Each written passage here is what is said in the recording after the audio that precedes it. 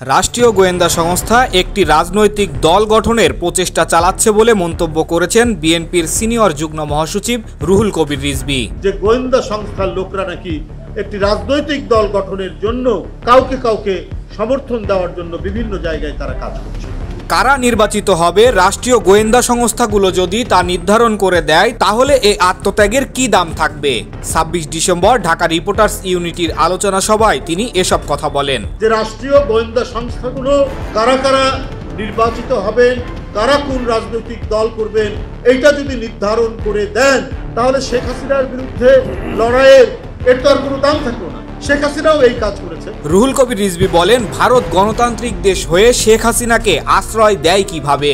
পরিকল্পিতভাবে বাংলাদেশ নিয়ে ভারত অপপ্রচার চালাচ্ছে। ভারতের নীতি শেখ হাসিনার মাধ্যমে দেশে বাস্তবায়নের চেষ্টা করেছে।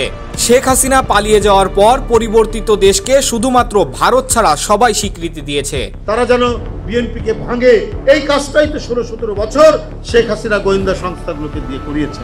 এ সময় তিনি আরো বলেন, শেখ হাসিনার কালাকানুনের বিরুদ্ধে বিএনপি সহ অনেক দলের আত্মত্যাগ অস্বীকার করা যাবে না। বিএনপিকে ভাঙার জন্য এই সরকারের ভেতরে ক্ষীণ প্রচেষ্টা কাজ করছে কিনা তা নিয়ে জনগণের ভেতরে সন্দেহ দেখা দিয়েছে।